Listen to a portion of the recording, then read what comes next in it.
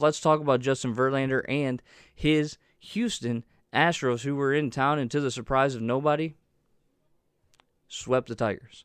And they swept the Tigers in a way that good baseball teams beat bad baseball teams. I'm going to say this up front, and I mean it wholeheartedly. The Houston Astros are the type of baseball team that you wish the Detroit Tigers would become. They have great pitching, great defense, great offense. All phases of the game, they're top of the line. And that's the type of team that you want to build. Which makes you wonder, if baseball were to allow it, why not bring in Jeff Luhnow as the GM? He built the Astros. Now, they've made acquisitions and things since then, but all of the players that you're seeing in their system, I mean, if there is a name that should be at the top of the GM list, it's probably Jeff Luhnow. Not going to sit well. Sure, I get it.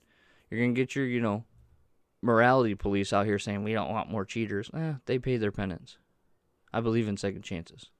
And I'd have no problem if they signed him as the GM.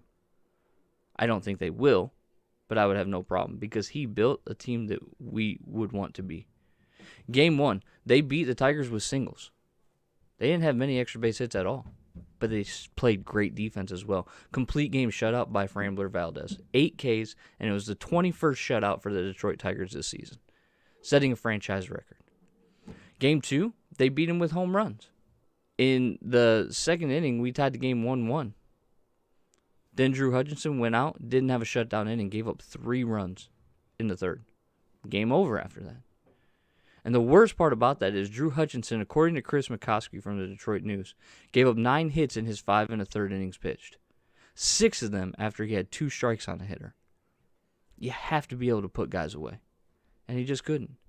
Game 3, they played good defense, they hit home runs, and they also won with small ball, which is something you don't see very often. Kyle Tucker had a solo home run, and the fact that we're talking about Justin Verlander and Kyle Tucker right now is a huge thing, and I'll tell you why. The fact that Kyle Tucker was not included in that package for Justin Verlander back in 2017 is a major failure on Al Avila's part. A huge failure on Al Avila's part. And now Tucker's hitting home runs for him. 27 of them this season. Would you like to have 27 in our lineup right now? Yeah, for sure.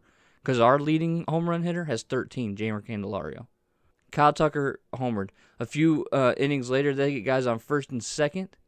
Jeremy Pena lays down a beautiful bunt, moves him over, which typically I don't advocate analytically for bunting, but it worked in this case because the very next hitter sacrificed fly to center field.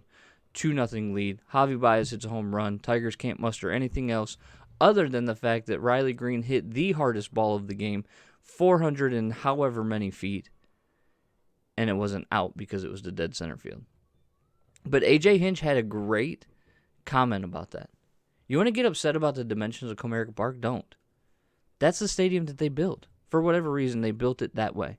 They play 81 games there, and AJ said, we got to play to our park. We can't complain. We can't keep pouting. Play to the park. And they need to, which is why they need to become or model themselves after a team like the Astros. They talked about it on every broadcast about how the Astros just looked to hit the ball to the gaps. They weren't trying to do too much. You will not win if you're the Detroit Tigers if you stack your lineup with home run hitters. All or nothing guys. You need guys that can go gap to gap. You need guys that are good base runners. And you need guys that play really good defense as well because of how big that park is. Riley Green going 110 feet to make a diving catch on the warning track. He's so good. He is so good. We need to appreciate what he is. And the bat's coming around. He's getting hot. It's fantastic. Wentz was good, but just couldn't put hitters away either. Went 4+ innings, didn't get an out in the 5th, threw 91 pitches, but had 27 foul balls. It's not like his stuff wasn't good, but I told you the Astros don't strike out much in the preview, and they didn't. They foul the ball off. They make you work. They give tough at-bats. They are what you want the Tigers to be. I'm going to keep saying that. Look, in pitching, they're first in Major League Baseball in pitching. Their starters are first. Their bullpen's second. Hitting, overall, they're 5th, but they're 6th in weighted runs created plus. Fielding, they're 3rd overall, 3rd in defensive runs saved, and 2nd in outs against average. If you want to look at a team that you want to build your team like, it is the Houston Astros. because they play in all aspects of the game, in all facets of the game, and they are the best team in the American League. You might get sick of them. You might say, oh, they cheated. Well, whatever, okay?